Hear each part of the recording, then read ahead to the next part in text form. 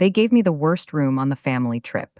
They didn't know I owned the resort, but unlike the forgiving souls of fairy tales, I had no intention of turning the other cheek. This would be a weekend of calculated retribution, served ice cold with a side of poetic justice.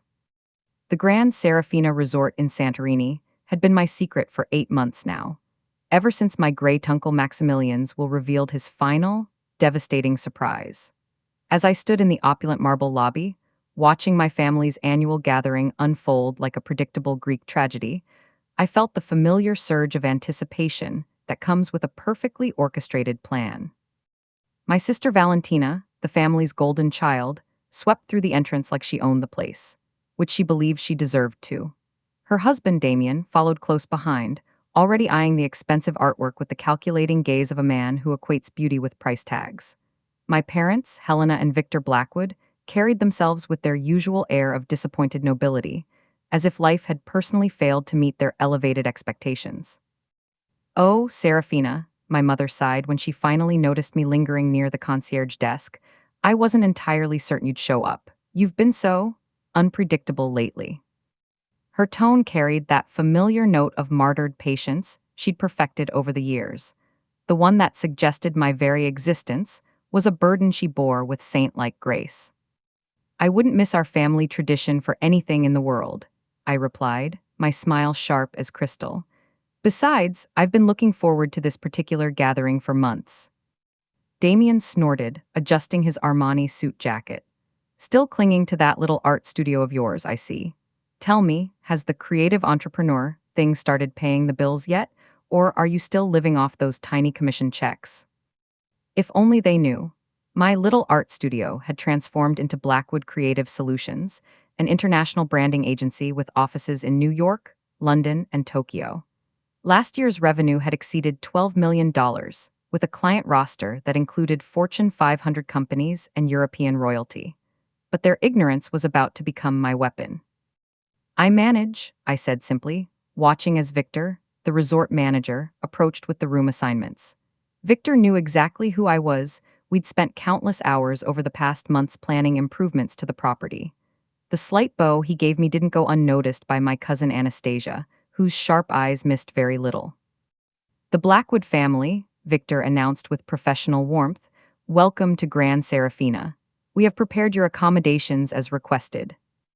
The distribution began exactly as I had orchestrated. Valentina and Damien received the Emperor Suite, 3,000 square feet of luxury overlooking the Aegean Sea, complete with a private infinity pool and personal butler service. My parents were assigned to the royal penthouse, with floor-to-ceiling windows and a wraparound terrace.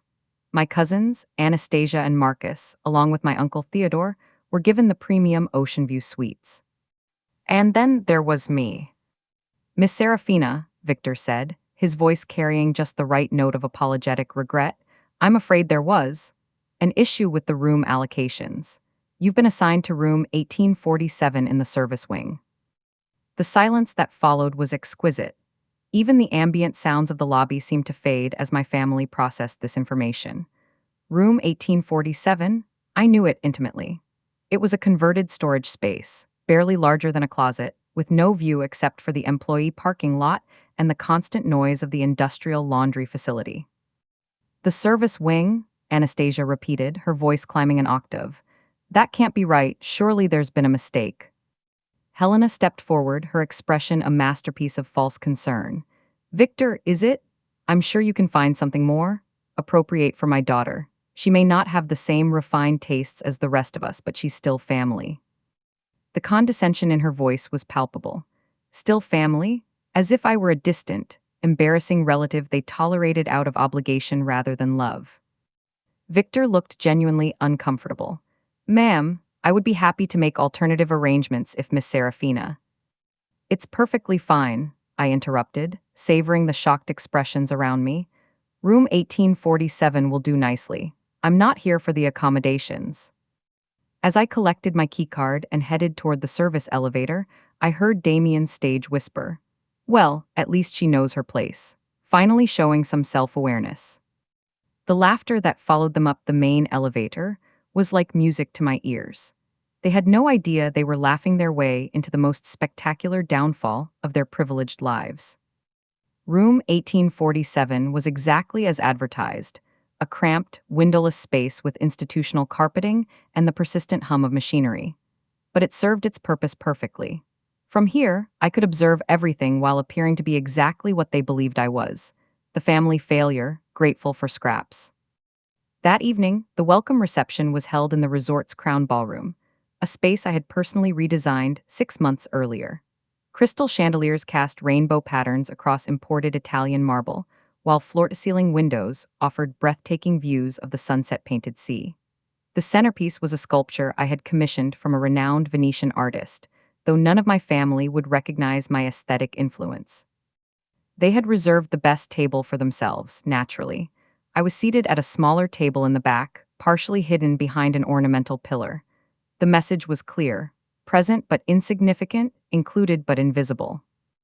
The menu featured the finest Mediterranean cuisine: lobster thermidor, wagyu beef, rare vintages that cost more per bottle than most people's monthly salaries. While my family indulged without thought to expense, I ordered a simple Greek salad and sparkling water. "Serafina, darling," my father called out, his voice carrying across the room, "surely you can afford something more substantial? We'd be happy to treat you to a proper meal." The offer was delivered with theatrical generosity, designed to highlight my supposed poverty while showcasing his magnanimity. Several other guests turned to observe this display of family dynamics. "The salad is perfect, thank you," I replied, maintaining my composure. "I prefer to keep things simple." Valentina leaned forward conspiratorially, though her voice remained loud enough for nearby tables to hear. "Mother, do you remember when Serafina was little and she used to draw those adorable pictures? She was always so creative. It's such a shame she never found a way to make it practical." "Oh, yes," Helena replied, dabbing at her eyes with theatrical emotion. "She had such imagination. But imagination doesn't pay bills, does it? That's why Valentina has done so well in banking. She understands the real world." The conversation continued in this vein, with my family discussing my supposed failures and their overwhelming successes. They painted a picture of a dreamy, impractical youngest daughter who had never learned to navigate adult responsibilities. Each comment was a carefully aimed dart, designed to diminish me in the eyes of anyone listening. But I had spent months preparing for this moment. Every slight, every condescending remark, every dismissive gesture was being catalogued for the reckoning that would follow. The resort's executive chef, Alexander Dimitriou, approached our table during the main course. He was a Michelin-starred culinary artist I had personally recruited from a failing restaurant in Athens, offering him the opportunity to showcase his talents on an international stage. "Good evening, ladies and gentlemen," he said with warm professionalism. "I trust you're enjoying your meals?" His eyes met mine briefly, and I saw the subtle nod of acknowledgement. "Miss Serafina, I hope the salad meets with your approval. I prepared it personally, using herbs from our organic garden." The attention surprised my family. Why would the executive chef personally prepare a simple salad for the person they considered the least important at the table? "It's exceptional, Alexander," I replied. "Your attention to detail is remarkable." Damien's eyes narrowed with suspicion. "You know the chef."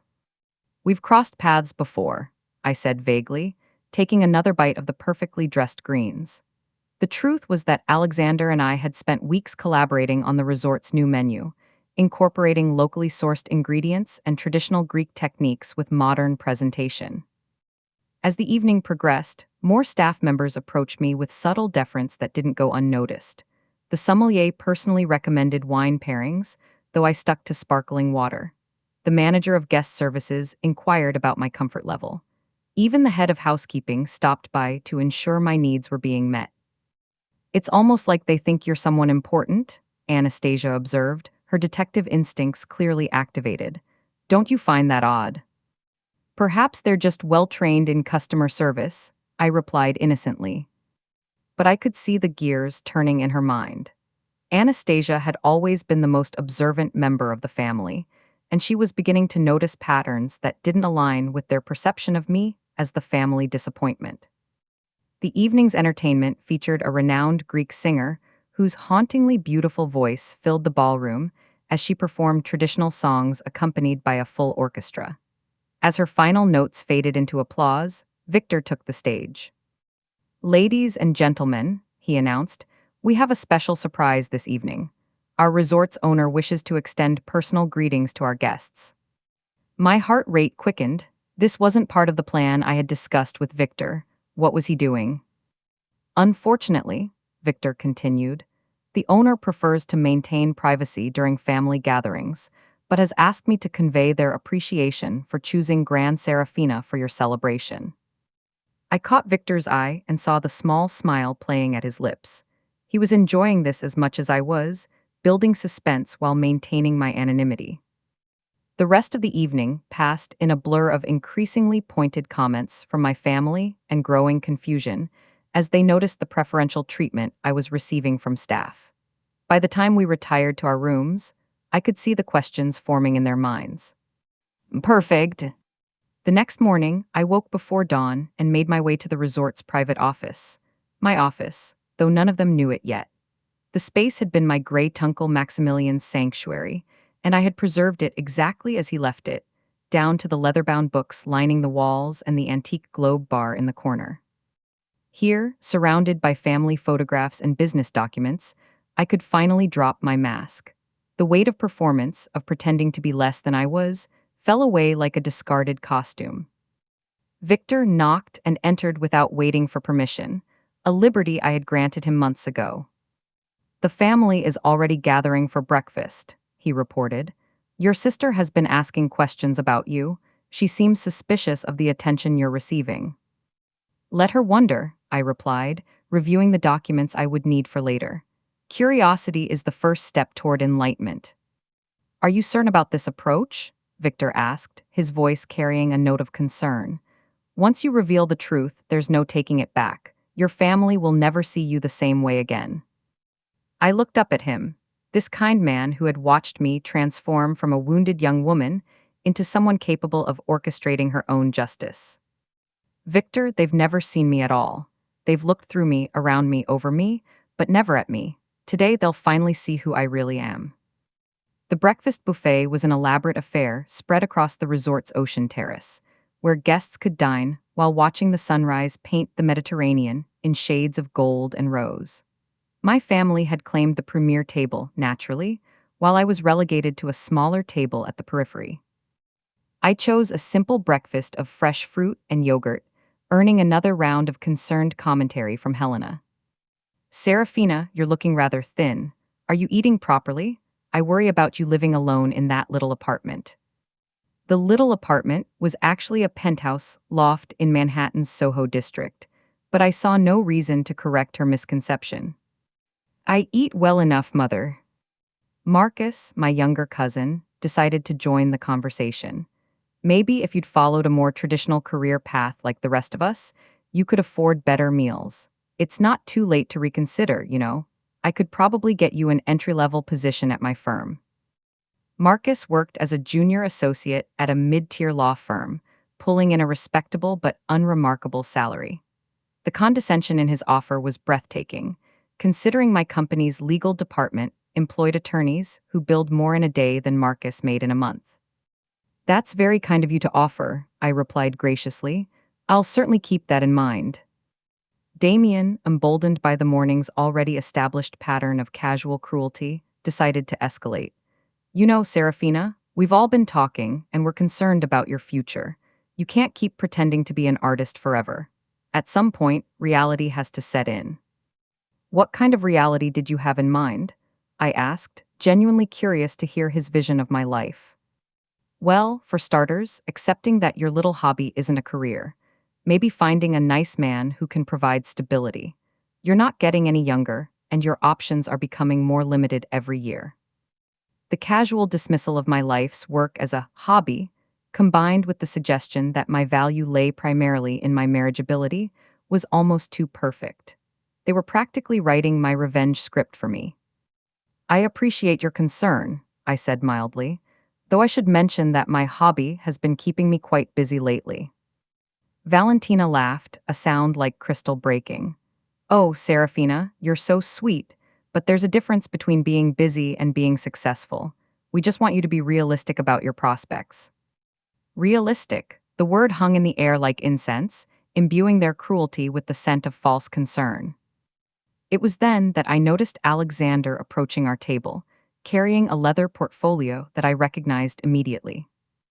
"Excuse the interruption," he said with professional politeness, "but I have something that requires Miss Serafina's attention." My family looked up in surprise as Alexander placed the portfolio in front of me and opened it to reveal architectural plans and design specifications. "The new kitchen renovation plans have been finalized," he said, speaking directly to me. "We can proceed with installation next month if you approve these modifications." The silence that followed was deafening. My family stared at the detailed blueprints, the cost estimates, the contractor agreements, all bearing my signature as the approving authority. "I'm sorry," Helena said slowly, "but I think there's been some confusion. These documents appear to be for resort renovations." Alexander looked genuinely puzzled. "Yes, ma'am. Miss Serafina and I have been collaborating on the kitchen upgrades for months. She has very specific ideas about how the space should function." The confusion on my family's faces was exquisite. They couldn't process how their supposedly failed relative could be involved in major resort renovations. "There must be some mistake," Damien said firmly. "Serafina doesn't have the authority to approve anything like this." Alexander's expression shifted to polite bewilderment. "Sir, I'm not sure I understand. Miss Serafina has been overseeing all major improvements to the resort since she took ownership." And there it was, the word that would change everything: ownership. The portfolio slipped from Valentina's nerveless fingers. Marcus choked on his coffee. Helena's face went through several shades of pale before settling on an interesting shade of green. "Ownership," my father repeated, as if the word were in a foreign language he didn't recognize. I took a sip of my orange juice, letting the moment stretch like taffy. When I finally spoke, my voice was calm and clear. "Alexander, perhaps we should discuss the kitchen renovations later. My family seems to have some questions." Alexander, bless him, caught on immediately. "Of course, Miss Serafina, I'll have the final plans on your desk this afternoon." With a slight bow, he retreated, leaving chaos in his wake. The staring contest that followed was broken by Anastasia, who had apparently recovered her voice first. "Serafina," she said carefully, "what exactly is your relationship to this resort?" I folded my hands in my lap, the picture of composure. "I own it." The simple statement fell like a stone into still water, sending ripples of shock across their faces. "That's impossible," Damien sputtered. "You can't possibly, I mean, where would you get the money to? This place must be worth." "Approximately $47 million," I supplied helpfully, though the valuation has been increasing steadily since I implemented the improvement program. Victor appeared at my elbow as if summoned by magic, which, in a way, he had been. I had texted him during Alexander's revelation. "Miss Serafina," he said formally, "your 10 a.m. meeting with the marine biologist about the coral restoration project is confirmed. Shall I have the environmental impact reports sent to your suite?"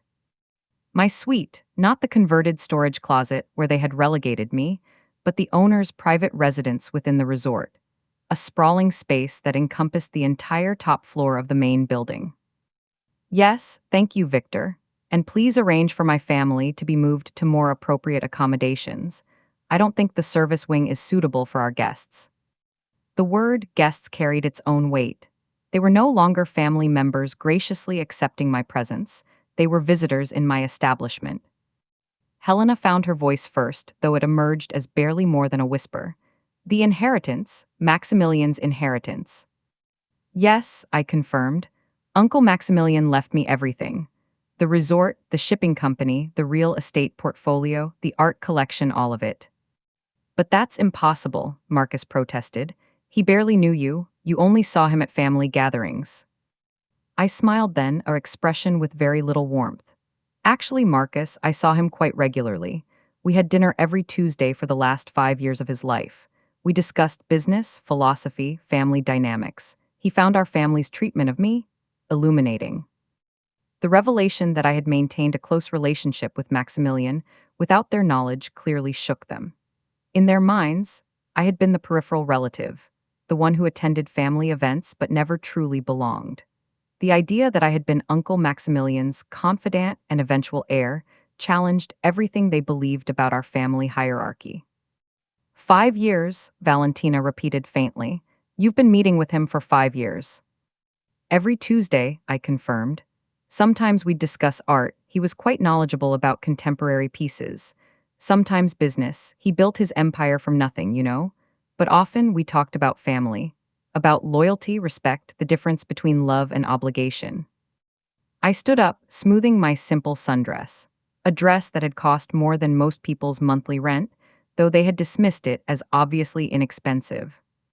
I think it's time you all understood exactly who I've become while you weren't paying attention, I continued.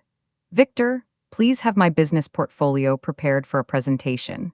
I believe my family would benefit from understanding the scope of Blackwood Creative Solutions. As I walked away from their stunned faces, I could hear the urgent whispers beginning behind me. The first phase of my revenge was complete. They now knew I wasn't the failure they had believed me to be, but they had no idea how spectacular their downfall would be. The business presentation I had planned for that afternoon would take place in the resort's main conference room, a space designed to impress with its panoramic ocean views and state-of-the-art technology. But first, I wanted to savor this moment of transition, when their world had begun to crack but hadn't yet completely shattered. I made my way to my real suite, not the storage closet where I had spent the night, but the owner's residence that occupied the entire penthouse level. The elevator required a special keycard to access this floor, ensuring absolute privacy. The space was exactly as Uncle Maximilian had left it, with a few additions of my own. His collection of maritime art still adorned the walls, but I had added several pieces from emerging artists whose work I championed. The library remained untouched, filled with first editions and business philosophy texts that had shaped both his thinking and mine. From the wraparound terrace, I could see the entire resort spread below like a kingdom. Guest villas dotted the hillside like white jewels, while the main pool complex sparkled in the morning sun. Staff members moved efficiently through their duties, maintaining the seamless operation that made Grand Serafina one of the most exclusive destinations in the Mediterranean. All of this was mine. Every marble tile, every thread of Egyptian cotton, every crystal chandelier. The realization still sometimes took my breath away, not because of the material wealth, but because of what it represented. Uncle Maximilian had seen something in me that my own family had missed, and he had entrusted me with his life's work. A soft knock interrupted my contemplation. Victor entered, carrying a tablet and wearing an expression of barely concealed anticipation. The conference room is prepared, he reported. I've also taken the liberty of having your family's belongings moved to the guest suites you selected. They seemed confused by the upgrade. I imagine they were, I replied, accepting the tablet to review my presentation notes. How are they handling the revelation so far? With varying degrees of shock and disbelief, Victor said with professional diplomacy. Your brother-in-law has been making phone calls, presumably to verify your claims. Your mother appears to be in a state of emotional distress. Your sister has been asking detailed questions about resort ownership and inheritance laws. Damien's phone calls would only confirm what I had told them. By now, he would have learned that Serafina Blackwood was indeed the sole owner of Grand Serafina Resort, along with controlling interests in Maximilian's other enterprises. The paper trail was impeccable, having been established by the finest legal minds money could buy. And my father. He's been very quiet. He spent considerable time studying the architectural plans Alexander left behind, particularly the budget allocations. My father's silence was more concerning than the others' dramatics.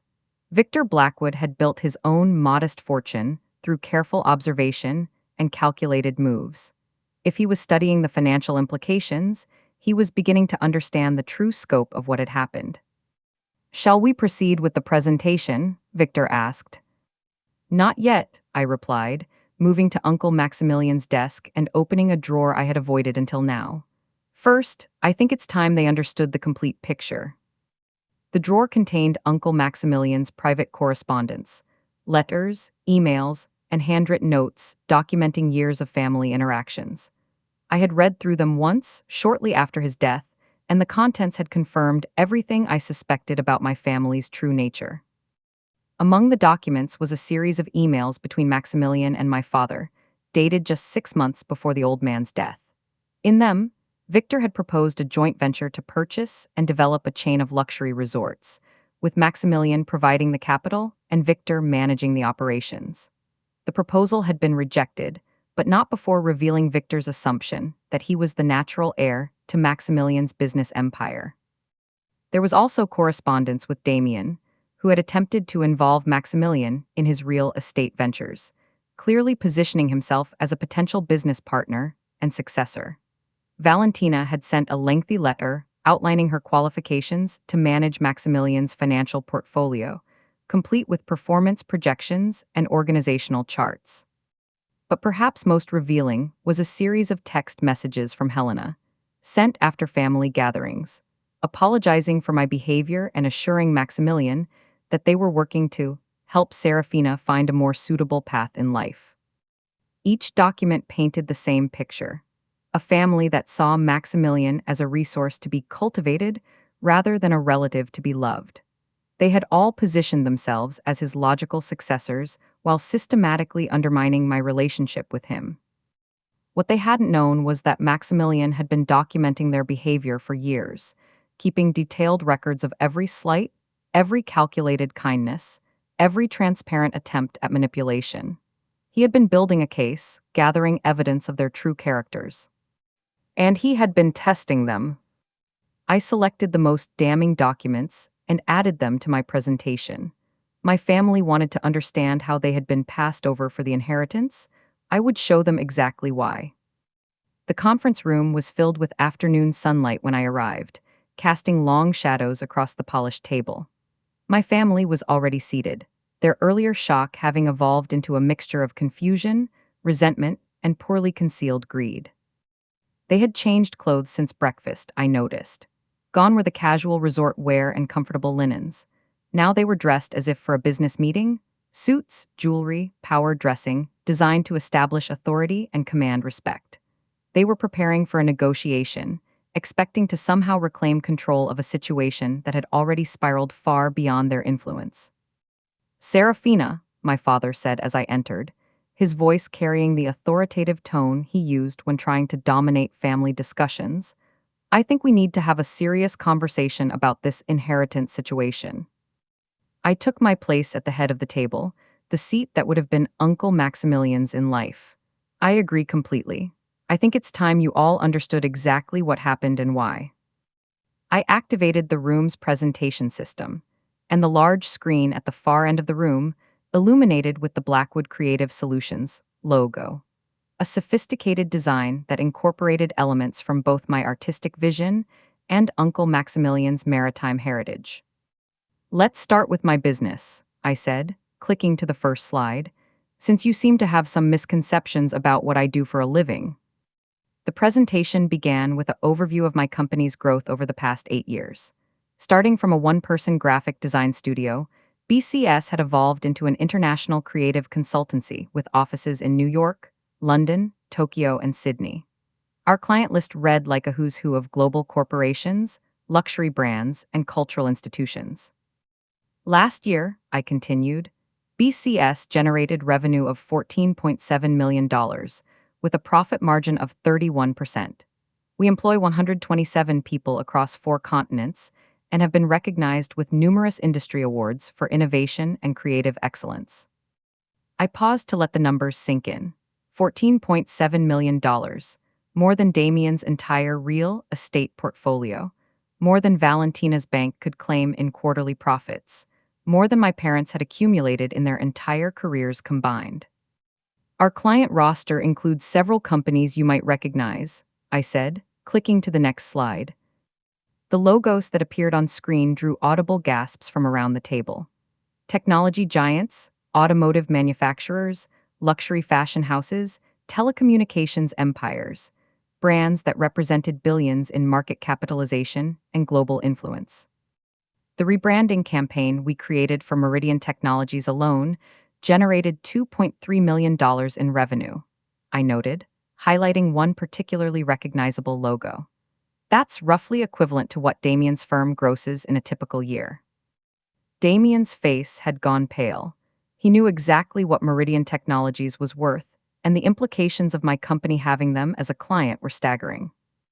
Valentina leaned forward, her banker's instincts engaged. These numbers, are they audited? By three independent firms, I replied. Ernst & Young handles our primary audit, but we also engage Deloitte and PwC for specialized reviews. Transparency is essential when you're managing client budgets that exceed most countries' GDP. The slide changed to show our international offices, sleek, modern spaces in the world's most prestigious business districts. The Tokyo office occupied 2 floors of a building in Shibuya. The London location was in Mayfair, with views of Hyde Park. The New York headquarters took up an entire floor of a building in Soho, with my personal office featuring floor-to-ceiling windows and original artwork worth more than most people's homes. This is impossible, Marcus muttered. You can't have built all this without anyone knowing. We would have heard something. Would you? I asked mildly. When was the last time any of you asked me about my work? When did you ever inquire about my clients, my projects, my goals? The silence that followed was answer enough. The truth is, I continued, you were so convinced of my failure that you never bothered to look beyond your own assumptions. You saw what you wanted to see: the struggling artist, the impractical dreamer, the family disappointment. I clicked to the next section of the presentation, which detailed my relationship with Uncle Maximilian. As I mentioned earlier, Uncle Maximilian and I had dinner every Tuesday for 5 years. What I didn't mention was that these weren't social visits. They were mentoring sessions. The screen now showed photographs of Maximilian and me at various business events, gallery openings, corporate launches, industry conferences. In each image, we appeared to be deep in conversation, two professionals discussing matters of mutual interest. Maximilian saw potential in BCS early on, I explained. He became my first major investor, providing the capital that allowed me to expand internationally. But more than that, he became my business mentor, teaching me about strategic planning, market analysis, and the psychology of luxury consumers. Another click revealed financial documents showing the progression of Maximilian's investment in my company. Over 5 years, he had provided nearly $8 million in development capital, and his investment had returned more than $30 million in profits. By the time of his death, I said, Maximilian's stake in BCS was worth approximately $42 million. His investment had generated returns that exceeded most hedge fund performances. The revelation that Maximilian had been actively involved in my business success, while maintaining the pretense of me being the family failure, clearly shook them. They had been operating under completely false assumptions for years. But his investment in my company was only part of our relationship. I continued, moving to the presentation's most devastating section. Maximilian was also documenting our family dynamics.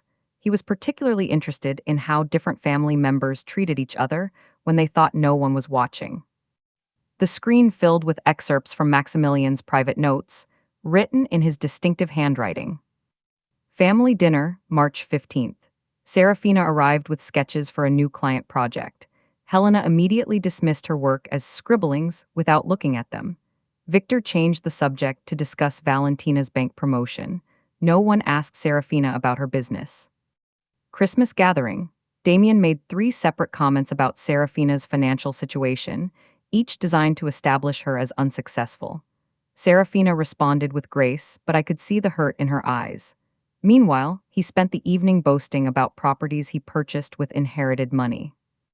Easter brunch. Valentina announced her engagement and received unanimous family support. When Serafina mentioned landing a major international client, Helena said she was glad she had found a hobby that kept her busy. The dismissal was casual and complete. The notes continued, documenting years of subtle and not-so-subtle cruelty. Each entry revealed Maximilian's growing understanding of the family dynamic and his increasing determination to correct what he saw as a fundamental injustice. He was testing all of you, I said quietly. For years, he watched how you treated the person you considered least important in the family. He was measuring your character based on how you behaved when you thought there was nothing to gain. The final slide in this section showed a handwritten letter from Maximilian to his attorney, dated just 3 months before his death. It has become clear to me that Serafina is the only member of my family who possesses both the business acumen and moral character necessary to preserve my legacy. The others see wealth as something to be extracted and consumed. She sees it as something to be grown and shared. She is the only one who has never asked me for money, yet she is the only one who has helped me make more of it. I am changing my will to reflect this reality. Everything will go to Serafina, with one exception. I want the others to understand why they were passed over. Make sure they see the documentation of their behavior. Make sure they understand that their treatment of her was their downfall. The silence in the room was absolute. Even the ambient sounds of the resort seemed to have faded away, leaving only the weight of revealed truth. Helena was the first to break, tears streaming down her cheeks as she struggled to process what she had heard. Serafina, I never realized. I didn't mean to. You didn't mean to what, mother? I asked, my voice devoid of emotion. Dismiss my work as meaningless, mock my ambitions, treat me like an embarrassment to the family name. We didn't know, she whispered.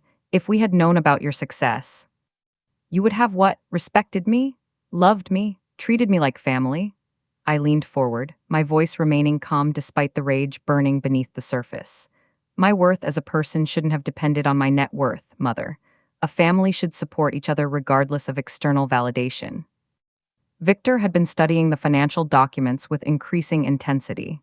The inheritance, he said slowly, it's not just the resort, is it? I smiled, though there was no warmth in the expression. No, it's not. The next section of my presentation detailed the full scope of Maximilian's estate. In addition to Grand Serafina Resort, I had inherited Blackwood Maritime, a shipping company with 47 vessels and annual revenue of $230 million. A commercial real estate portfolio worth $180 million, including properties in New York, London, Dubai, and Sydney. An art collection valued at $67 million, featuring works by Picasso, Monet, and contemporary masters. Investment portfolios worth approximately $340 million, including stakes in technology companies, renewable energy projects, and emerging market funds. 3 additional luxury resorts in the Caribbean, generating combined annual revenue of $89 million. The total value of the inheritance was just over $950 million, making me one of the wealthiest individuals in Greece and placing me among the top 1% of global wealth holders.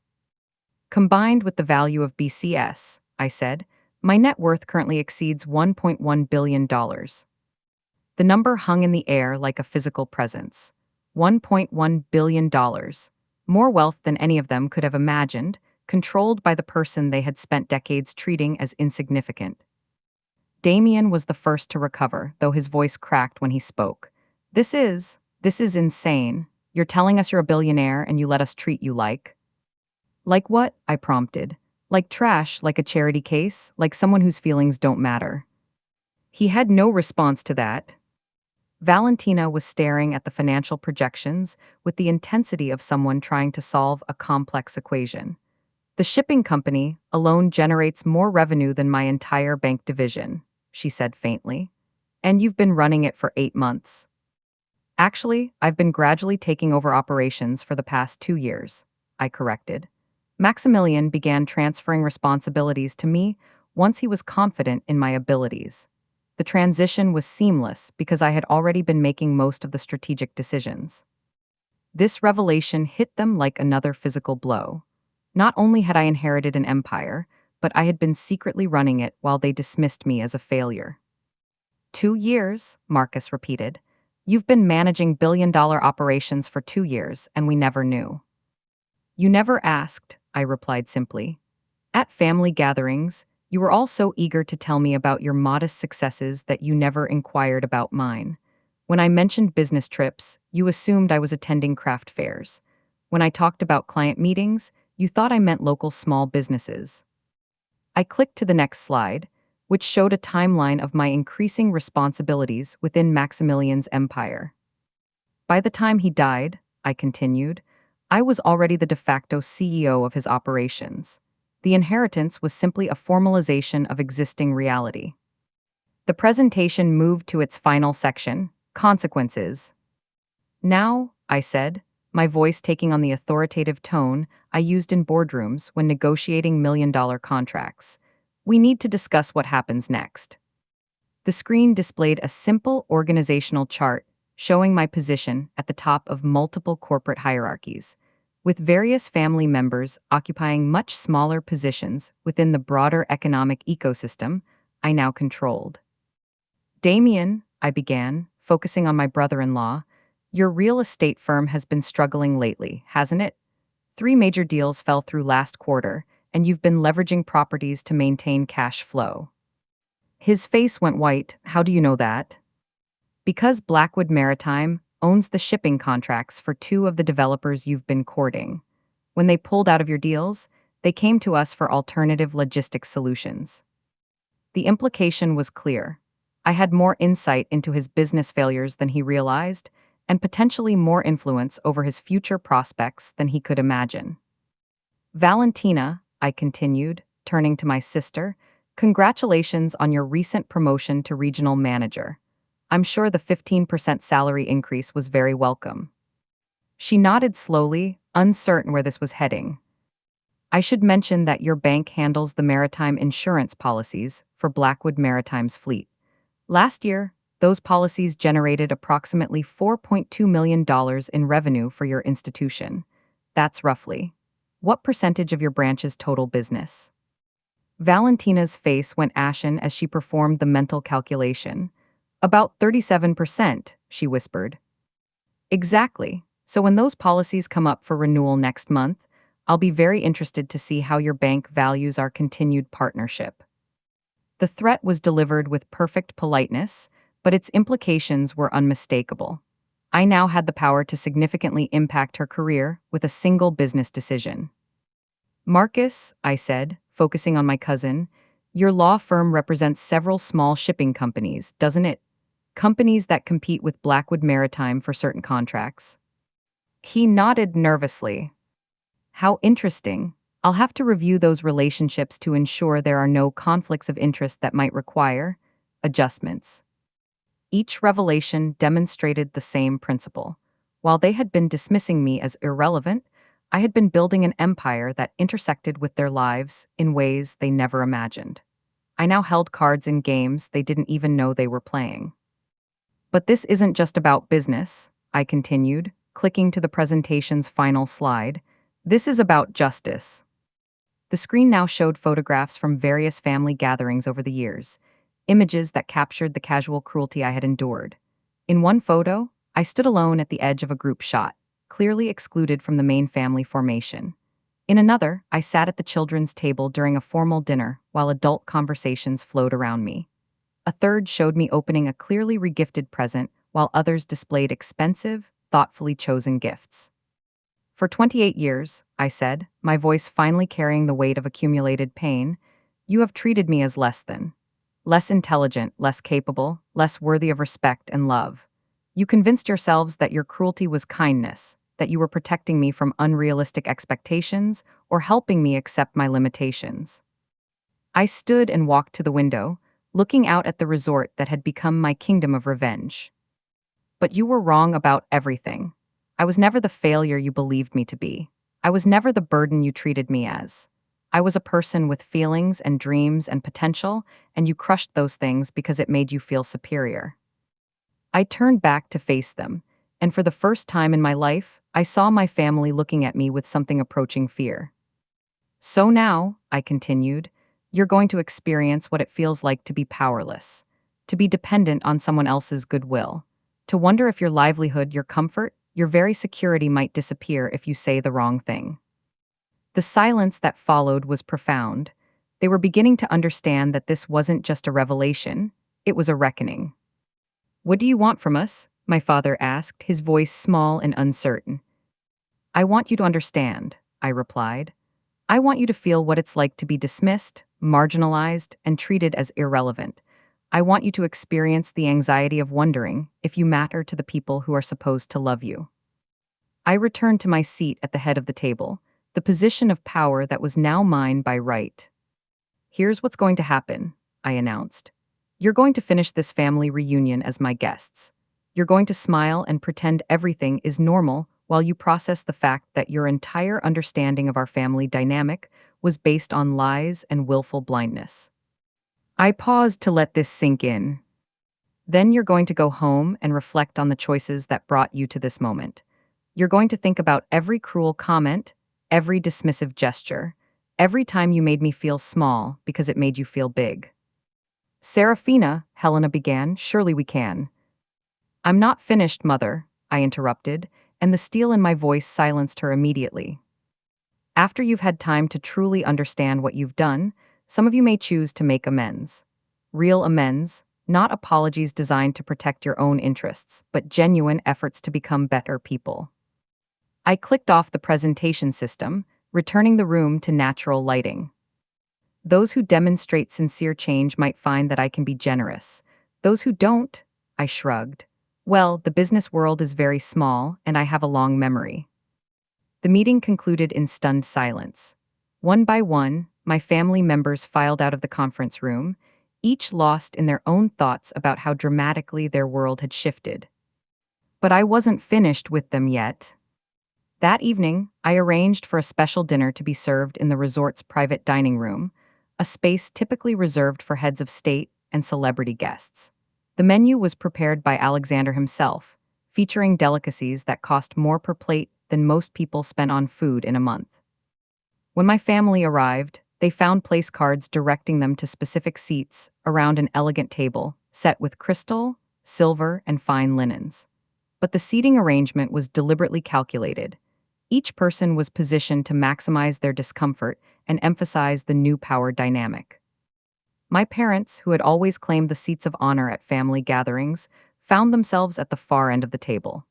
Valentina and Damien, accustomed to being the center of attention, were seated with their backs to the ocean view. Marcus and Anastasia were placed in positions where they had to crane their necks to see me. I took my place at the head of the table, in the seat that commanded the room and the view.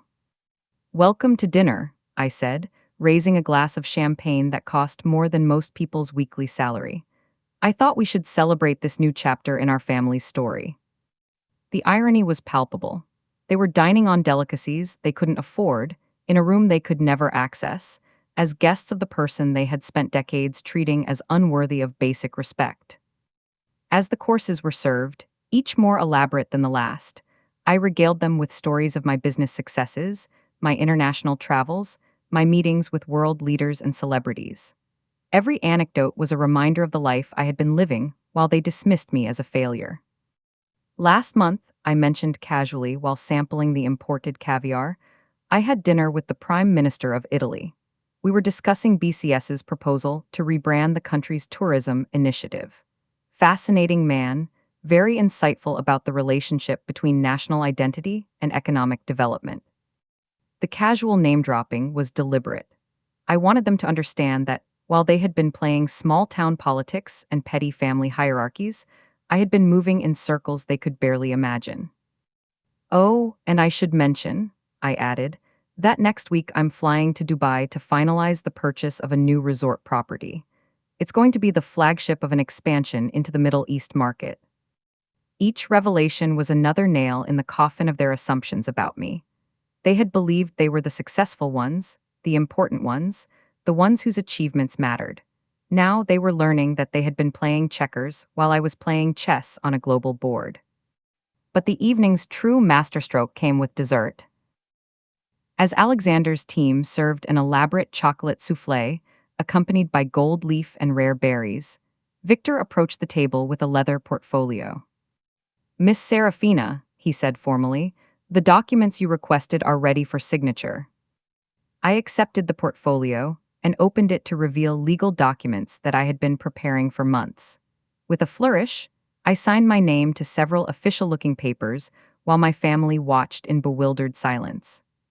"What are those?" Valentina finally asked, unable to contain her curiosity.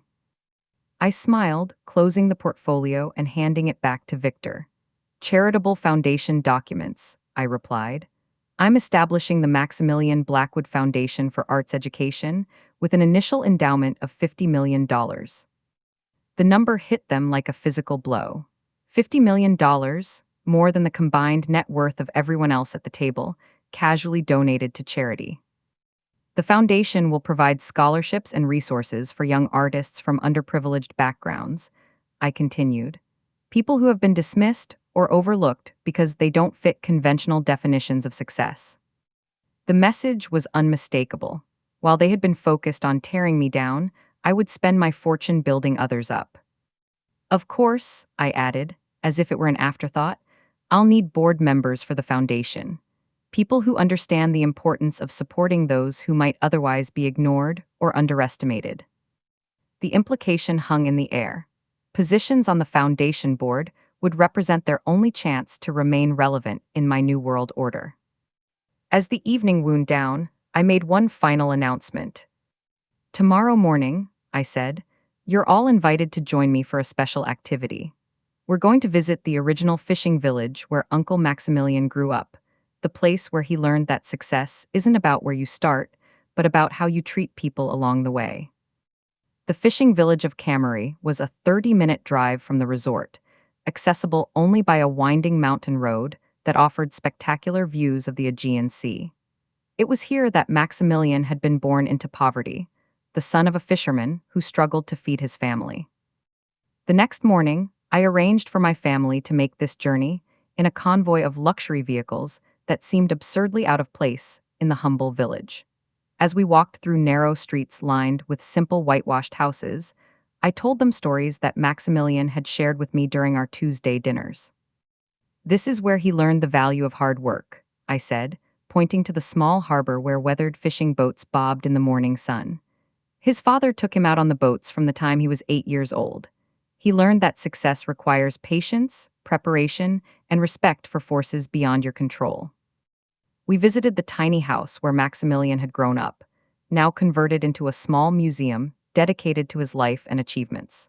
Inside, photographs and artifacts told the story of a man who had risen from nothing through determination, intelligence, and an unwavering commitment to integrity. He never forgot where he came from, I continued, studying a photograph of young Maximilian mending fishing nets with his father. Even after he became wealthy, he returned here every year to help with the festival and to ensure the village children had access to education and opportunities.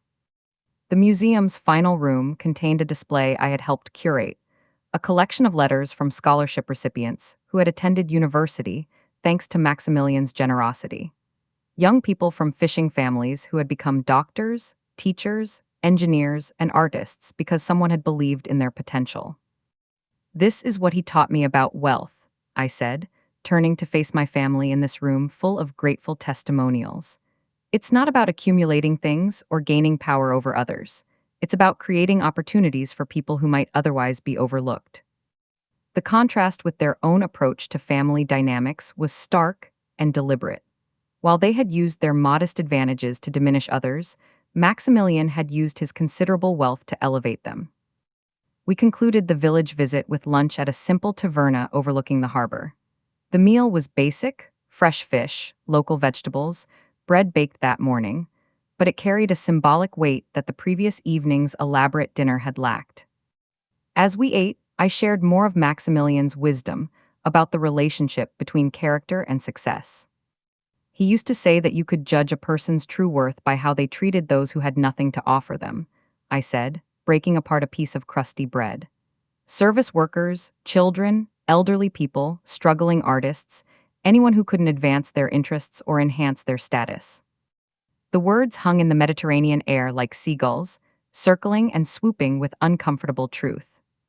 He tested all of us on this principle, I continued, not with formal examinations, but through careful observation of our daily interactions.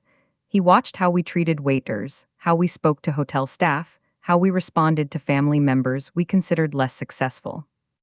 I took a sip of the local wine, simple, honest, with none of the pretension of the expensive vintages they usually preferred.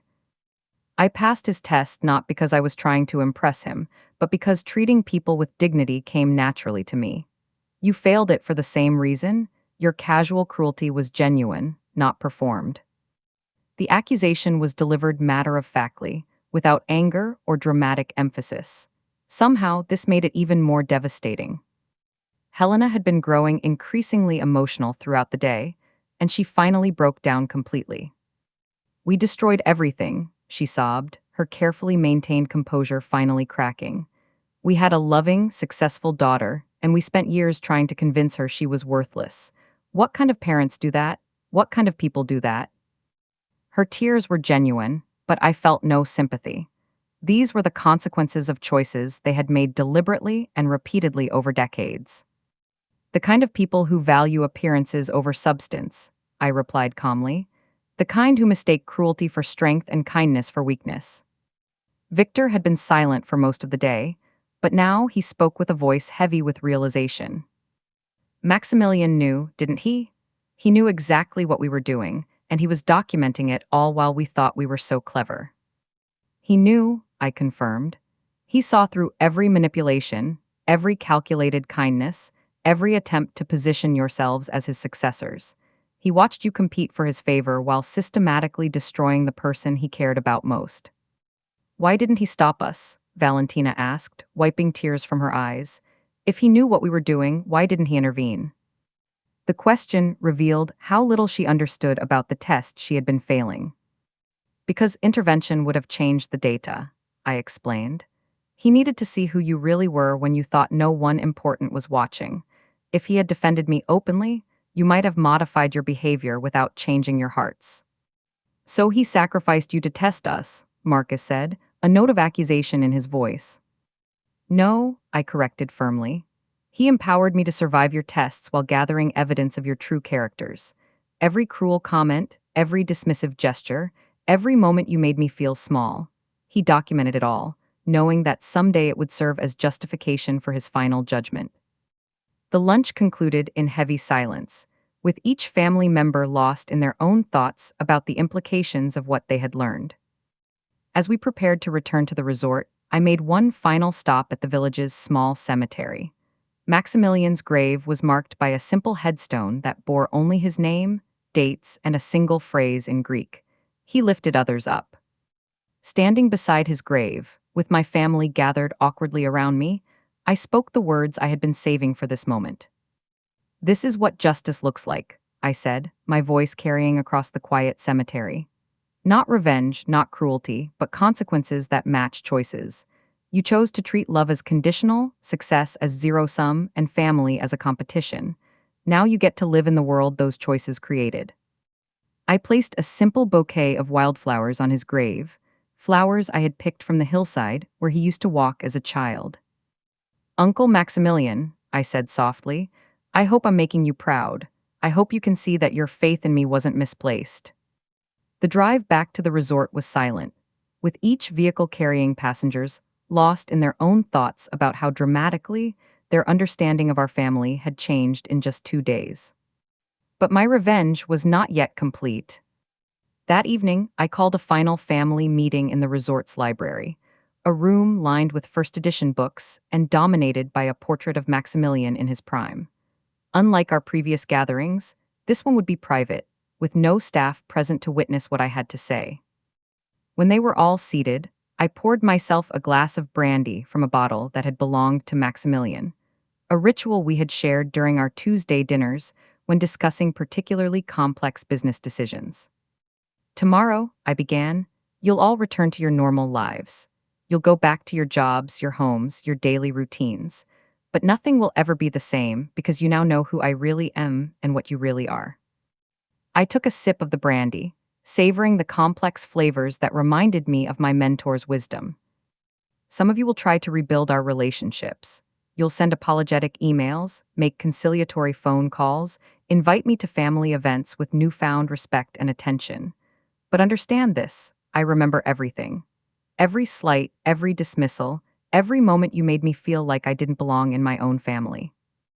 The room was so quiet I could hear the distant sound of waves against the shore. Your apologies, when they come, will be motivated by self-interest. You'll want to repair our relationship not because you've realized the pain you caused me, but because you now understand the advantages my friendship could provide.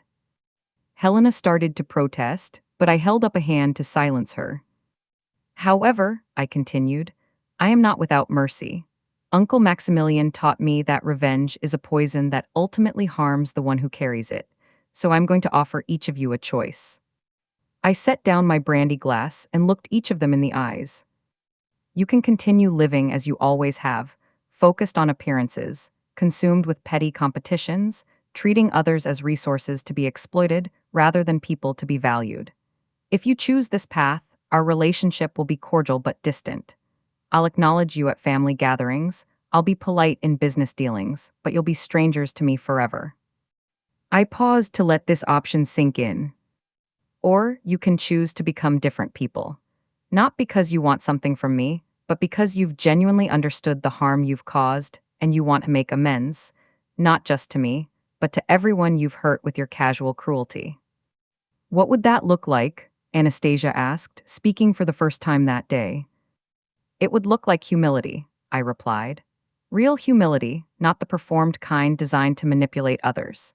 It would mean examining your own behavior, making genuine apologies to people you've wronged, and consistently treating others with the dignity they deserve, regardless of their status or usefulness to you. I picked up my brandy again, swirling the amber liquid in the crystal glass.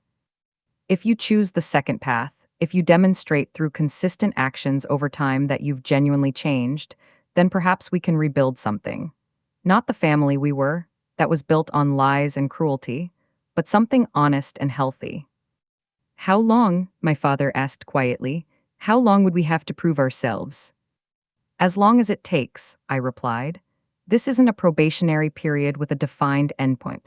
This is about fundamental change in who you are as people. Some of you might achieve that transformation in months. Others might take years. Some might never get there at all. I finished my brandy and set the glass on Maximilian's desk. The choice is yours, I concluded, but understand that it is a choice. Staying the same is choosing to lose me forever. Changing requires genuine effort and authentic commitment to becoming better people. I walked to the library door, then turned back for one final statement. Tomorrow morning, you'll check out of the resort and return to your lives. When you're ready to make your choice, really ready, not just when you think enough time has passed to satisfy some arbitrary timeline, you know how to reach me. Serafina, my mother called as I reached for the door handle. And yes, I love you, she said, her voice breaking. I know I haven't shown it, and I know it doesn't excuse anything, but I do love you. I studied her face, looking for signs of manipulation or performance. What I saw instead was genuine anguish, the pain of a woman who had finally understood the magnitude of her failures as a mother. I know you do, mother, I replied softly. But love without respect, without basic kindness, without genuine care for the other person's well-being, that's not actually love. That's possession or control or need dressed up in prettier words. I opened the door, then paused once more. When you learn the difference, I said, we can talk about love again.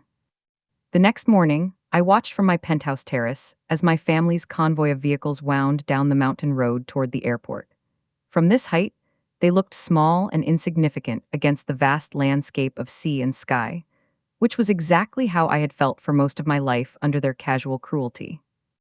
Victor joined me on the terrace, carrying a cup of coffee and the morning reports from our various business operations. How do you feel? He asked, setting the reports on the small table beside my chair.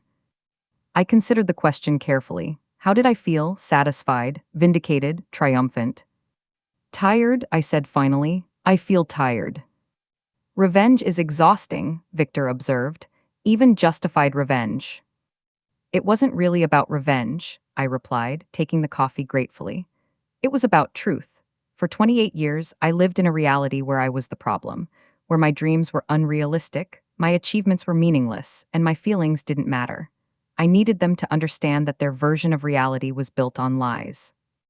Victor nodded thoughtfully, and now that they understand.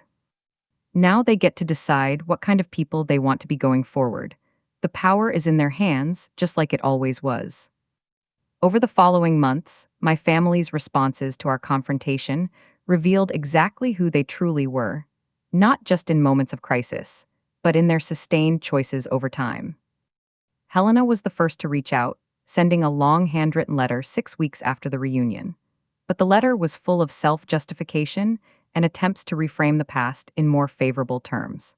She acknowledged mistakes, but positioned them as misunderstandings rather than deliberate cruelties.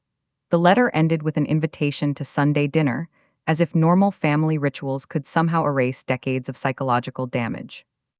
I didn't respond. Victor's approach was more calculated. He began making business overtures through intermediaries, suggesting joint ventures and investment opportunities that would position him as a valuable partner. When these indirect approaches failed, he shifted to medical appeals, mentioning his recent health scares and how important family had become to him in his advancing years. Also ignored. Valentina surprised me by being the most direct. 3 months after the reunion, she appeared at my New York office unannounced, asking to speak with me privately.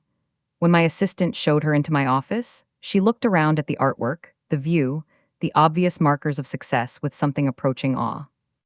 I need to apologize, she said without preamble. Not because I want something from you, but because I've been thinking about who I became, and I don't like that person. It was the first, genuinely promising response I had received. What specifically are you apologizing for? I asked, gesturing for her to sit in one of the chairs facing my desk.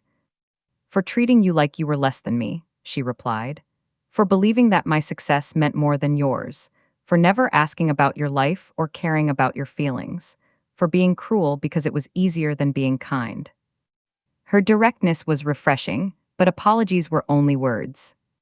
What are you planning to do differently going forward? I asked. I don't know yet, she admitted. That's part of why I'm here. I want to change, but I don't really know how. I've been competitive and dismissive for so long that I'm not sure I know how to be any other way. Her honesty was more convincing than any elaborate plan would have been. Change starts with awareness, I told her. You've acknowledged the problem, which is further than the others have gotten. But awareness alone isn't transformation. It requires consistent effort to choose different responses, even when the old patterns feel more natural. We talked for nearly 2 hours, the first real conversation we had ever had as adults. By the end of it, I was cautiously optimistic that Valentina might genuinely be capable of change. Damien, predictably, chose the path of aggression. When his business began suffering from the loss of contracts I indirectly influenced, he hired an attorney and threatened legal action. The lawsuit alleged that I was using my position to engage in anti-competitive practices and interfere with his legitimate business relationships. His attorney clearly hadn't done adequate research. Within a week, my legal team had not only dismantled his case, but revealed several instances of fraud in his real estate dealings. The lawsuit was withdrawn, and Damien's reputation in the business community was permanently damaged. He never contacted me again. Marcus chose to pretend nothing had happened. He sent Christmas cards, birthday wishes, and invitations to his children's school events as if our confrontation had never occurred. When these were ignored, he began showing up at family events hosted by other relatives, apparently hoping to normalize his relationship with me through proximity. This strategy failed completely. After a year of pretending everything was fine, he finally sent an angry email accusing me of holding grudges and being unable to forgive. The email revealed that he still didn't understand what he had done wrong, confirming that his character hadn't changed at all. Anastasia took the most interesting approach. She began volunteering with organizations that supported struggling artists and entrepreneurs, posting about these activities on social media with frequency that suggested performance rather than genuine commitment. But as the months passed, her involvement became more substantial and less publicized. Eventually, she reached out to ask if I would consider having the Maximilian Blackwood Foundation support one of the programs she had been working with. Her request was professional and well-researched, with no personal appeals or references to our family relationship. I was intrigued enough to agree to a meeting. A year and a half after our confrontation at the resort, I had a clearer picture of who my family members really were when forced to confront their own behavior. Some had doubled down on their worst traits, others had made superficial changes designed to manipulate me, and a few had begun the difficult work of genuine transformation. But the most important discovery was about myself. I no longer needed their validation or approval. The little girl who had desperately wanted her family's love had grown into a woman who could create her own definitions of success, worth, and belonging. The resort continued to thrive under my management, with guest satisfaction scores reaching record highs and revenue growing by 30% year over year. The Maximilian Blackwood Foundation had distributed over $12 million in scholarships and grants, transforming the lives of hundreds of young artists who might otherwise have been overlooked. My relationship with Valentina slowly improved as she demonstrated consistent changes in how she treated others. She had enrolled in therapy to address her competitive patterns and had begun reaching out to other people she had hurt over the years to make genuine amends. "I'm not the same person I was 2 years ago," she told me during one of our monthly lunches. "I don't know if that's enough to earn your forgiveness, but I needed you to know that your confrontation changed me in fundamental ways." "It's not about earning forgiveness," I replied. "It's about becoming someone worthy of relationships built on mutual respect rather than dominance and submission." The others remained trapped in their old patterns, unable to envision themselves as anything other than what they had always been. Their inability to change wasn't just about me, it affected all their relationships, their careers, their ability to find genuine satisfaction in their lives. But that was no longer my responsibility. I had given them the gift of truth and the opportunity for transformation. What they did with those gifts was entirely up to them. 5 years after our confrontation at Grand Serafina Resort, I returned to Uncle Maximilian's grave in the little fishing village of Cammery. The wildflowers I had planted were now thriving, creating a small garden of natural beauty around his headstone. "I think you would be proud," I said aloud, placing fresh flowers beside the ones that grew there naturally. Not because I got revenge, but because I found my own strength. The setting sun painted the Mediterranean in shades of gold and crimson, the same colors I had seen on that first evening when I watched my family's comfortable assumptions about me crumble into dust. I had learned that the sweetest revenge isn't the destruction of those who hurt you. It's the construction of a life so authentic and meaningful that their approval becomes irrelevant. In trying to diminish me, my family had unknowingly pushed me toward the very greatness they envied in others. The girl who had been relegated to the worst room had claimed not just the best suite, but the entire hotel. More importantly, she had claimed her own worth, her own voice, and her own right to define what family really meant. Some stories end with reconciliation and forgiveness. Others end with justice and consequences. This story ended with something more valuable than either: the discovery that we don't need to be diminished by those who fail to see our worth. In the end, the most powerful revenge was simply living well, not in spite of their cruelty, but independent of their judgment entirely. They had believed they could define me by their limitations. Instead, I had defined myself by my possibilities. And that made all the difference.